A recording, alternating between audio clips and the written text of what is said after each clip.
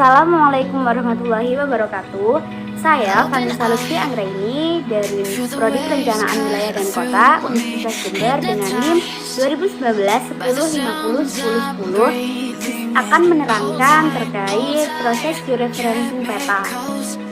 Bagaimana prosesnya dan apa itu proses georeferencing peta? Mari kita simak video yang akan saya berikan ini. Selamat menonton. Di sini saya akan menjelaskan tentang proses georeferencing peta. Sebelum kita melakukan praktek georeferencing peta, kita akan ke materi terlebih dahulu. Sebelum kita melangkah lebih jauh ke georeferencing peta, perlu diketahui bahwa sumber peta atau sumber data dari peta itu bukan hanya didapat dari kita melakukan survei saja. Namun kita juga bisa mendapatkan data dari kita memasukkan koordinat. Nah, biasanya kalau kita memasukkan koordinat seperti ini itu dalam bentuk peta yang berformat JPG atau gambar. Oleh karena itu, kita ketika memasukkan koordinatnya, kita harus melakukan georeferencing peta ini. Apa sih georeferencing peta? Georeferencing merupakan proses pemberian sistem koordinat pada suatu objek gambar dengan cara menempatkan suatu titik kontrol terhadap suatu persimpangan antara garis lintang dan bujur pada gambar berupa objek tersebut, atau dengan menempatkan titik ikat pada lokasi yang sudah diketahui koordinatnya. Nah, dari sini perlu diketahui bahwa dalam peta yang berformat JPG haruslah diketahui X dan Y-nya. Nanti kita akan bahas di mana letak X dan Y-nya ketika sudah praktek. Selanjutnya ada georeferencing tools atau tool dari georeferencing ini yang berupa update georeferencing, rectify, photo display, update display, banyak sekali. Kita akan membahasnya untuk tools-tools yang akan kita pakai nantinya. Nah, di sini ada item beserta fungsinya. Yang pertama ada update georeferencing. Di sini berfungsi sebagai menyimpan transformasi dengan raster. Terus kedua ada rectify, membuat set data raster terbaru yang diubah. Jadi rectify ini sama seperti dengan kita rektifikasi peta. Yang ketiga ada photo display, menggeser raster ke area luas tampilan saat ini. Yang keempat ada update display untuk memperbarui tampilan dengan transformasi saat ini. Nah, ini berguna saat penyesuaian otomatis dinonaktifkan. Ada auto adjust. Nah, dari auto adjust ini berfungsi memperbarui tampilan dengan setiap tautan yang dibuat. Dalam auto adjust sendiri nantinya saat kita praktek akan sering digunakan. Lalu selanjutnya ada flip or rotate. Di sini untuk mengoreksi distorsi pemenjayaan umum. Ada transformation untuk mengatur transformasi. Delete control point di sini berfungsi untuk menghapus semua titik kontrol. Jadi apabila kita memasukkan titik kontrol yang salah atau ingin mengganti titik kontrol yang lebih dari satu, kita bisa langsung menghapusnya di toolbar delete control point. Selanjutnya ada reset transformation. Di sini menyetel ulang raster kembali ke lokasi aslinya. Jadi ketika kita sudah memasukkan titik kontrol, lalu kita ingin membuat data yang baru lagi namun petanya tetap, kita bisa menggunakan toolbar ini yaitu reset transformation. Dan yang terakhir adalah option untuk membuka jendela georeferencing. Nah, ini merupakan toolbar dari georeferencing. Nanti ini toolbar-toolbar ini yang akan kita gunakan saat kita melakukan proses georeferencing peta. Yang pertama ada add control point. Di sini berfungsi untuk memilih titik kontrol atau menambahkan titik kontrol. Yang kedua ada auto registration. Di sini berfungsi untuk membuat tautan yang bersumber dari raster terhadap raster target.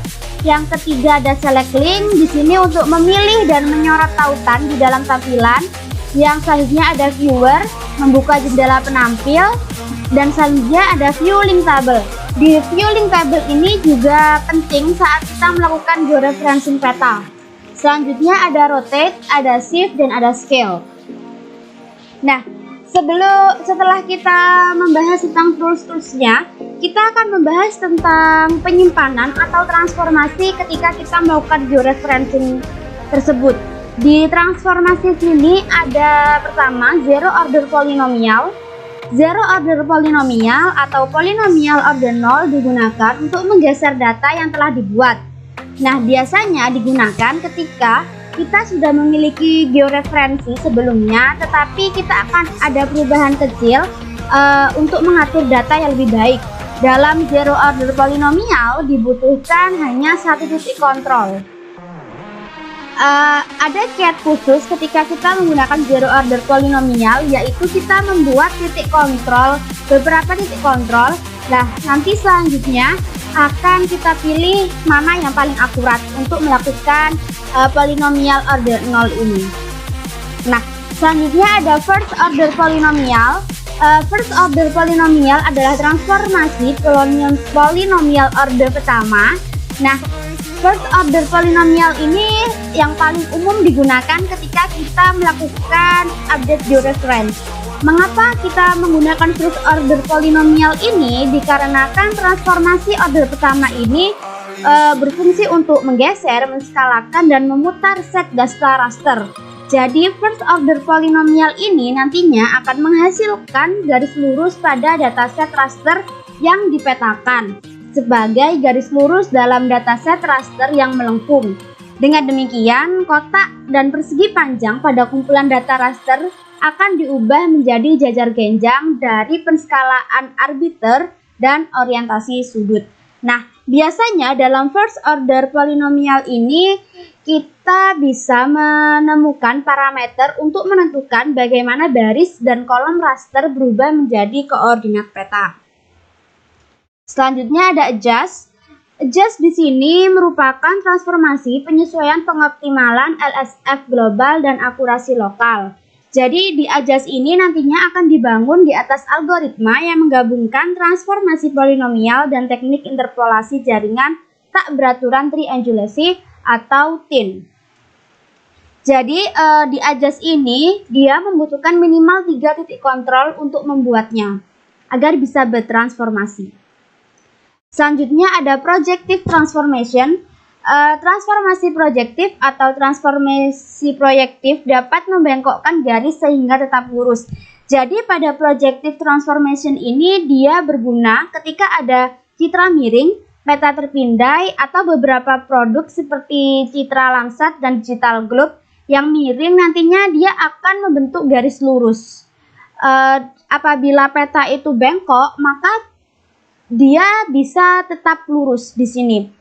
Nah, di projective transformation ini dia membutuhkan 4 tautan atau 4 titik kontrol. Nah, apabila kita sudah benar 4 titik kontrol tersebut, RMS akan menjadi 0.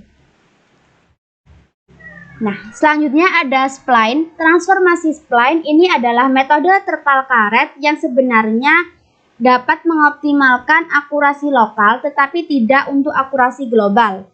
Dari sini fungsi spline adalah polinomial sedikit demi sedikit yang mempertahankan kontinuitas dan kehalusan antara polinomial yang berdekatan. Jadi spline ini mengubah titik kontrol sumber dengan tepat ke titik kontrol target. Dalam spline ini kita membutuhkan minimal 10 titik kontrol. Jadi ketika kita menambahkan lebih banyak titik kontrol atau melebihi 10, itu akan bisa meningkatkan akurasi keseluruhan dari transformasi spline ini. Selanjutnya yang tidak kalah penting dari transformation dan juga tools pada georeferencing peta adalah perlu diketahui RMS error. Jadi RMS error ini merupakan jumlah akar rata-rata kuadrat dari semua residual untuk menghitung kesalahan RMS. Jadi residual ini menyatakan kesalahan data yang kita masukkan nanti. Jadinya kalau misalnya RMS ini sedikit atau mendekati hampir 0 di bawah 1, berarti data yang kita masukkan itu sudah mendekati akurat. Nah, apabila data yang kita masukkan ini menghasilkan RMS error yang sangat tinggi melebihi 4, sudah dipastikan bahwa data yang kita masukkan ini kurang akurat. Nah, kita sudah berbicara tentang hal-hal yang menyangkut pautkan tentang proses georeferencing dan apa saja yang akan dipelajari pada saat kita melakukan georeferencing. Lalu selanjutnya kita akan melakukan praktek langsung ke ArcGIS-nya.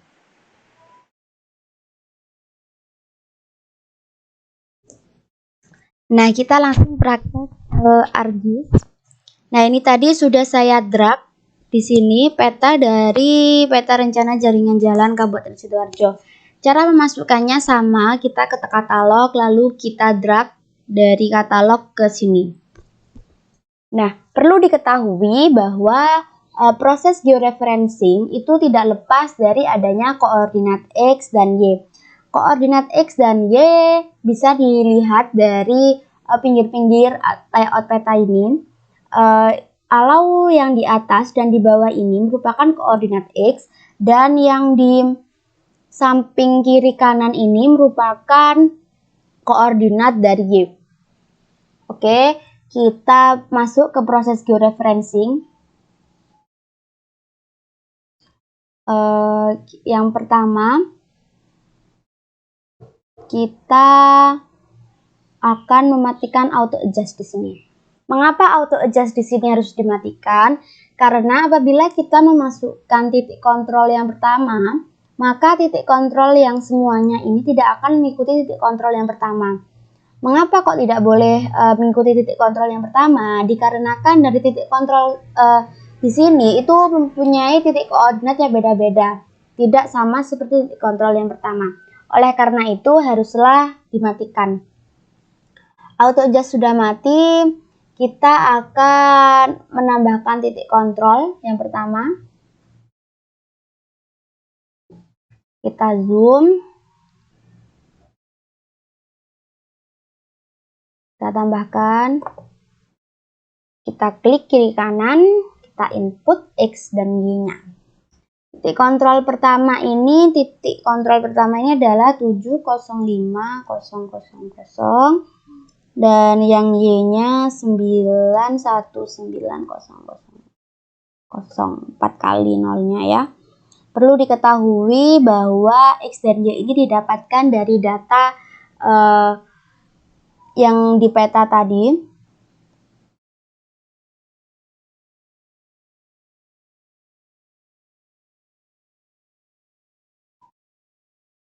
Kita beralih ke titik kontrol yang kedua. Sudah ketemu titik kontrol yang kedua.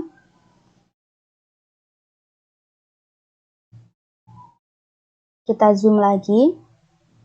Kita titik. Kita input X dan Y-nya. X-nya sama seperti titik kontrol pertama dan Y-nya yang berubah.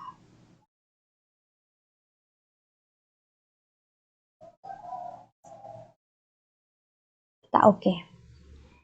Nah, sudah, kita berpindah ke titik kontrol yang ketiga. Sama, kita zoom terlebih dahulu.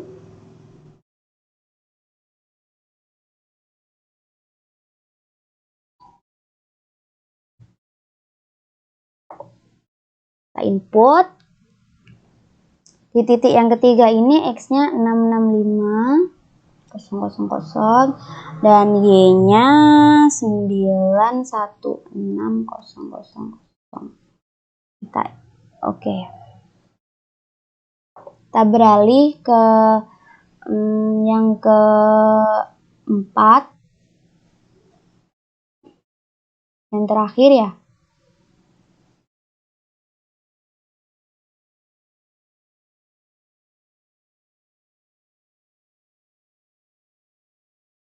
Tambahkan titik kontrol X dan Y-nya. Di X keempat ini 665 3 kali dan 919 0-nya 4 kali. Kita oke. Kita lihat dulu titik kontrol yang kita masukkan sudah benar. Ada 4 titik kontrol. Dan proses selanjutnya adalah kita hidupkan auto adjust-nya. Kita oke. Nah, dia hilang. Caranya kita memunculkan adalah klik pada layer. dan zoom to layer. Nah, dia akan berubah titik-titik menjadi warna merah, tanda plus warna merah. Nah, ini sudah terkunci. Kita update georeferencingnya. Nah, dia akan hilang. Dia akan hilang dan kita lihat RMS errornya. Kita oke saja langsung. Nah, di sini RMS errornya 0,5 dan perlu diketahui bahwa apabila RMS error itu lebih dari 1 atau lebih dari 4, maka keakuratan datanya itu tidak akurat atau kurang akurat. Maka dari itu disarankan saat update georeferencing atau melakukan proses georeferencing, total RMS errornya adalah 0, atau di bawah 1. Seperti itu. Nah, ini sudah terkunci dari georeferencingnya. Kalau dilihat di sini, apakah georeferencing ini sudah terkunci atau belum? Cara mengeceknya adalah dengan kita meremove peta ini. Nah, kita akan memasukkan lagi Kabupaten Sidoarjo tadi yang rencana jaringan jalan. Kita oke lagi. Nah, kita akan lihat di sini. Nah, lah dia sudah sama. Dia sudah terkunci. Nah, dia sudah terkunci dari georeferencing pertama tadi. Nah, sudah selesai. Itu saja dari saya tentang proses georeferencing pada peta. Semoga penjelasan saya jelas dan terima kasih sudah menonton. Saya akhiri. Wassalamualaikum warahmatullahi wabarakatuh.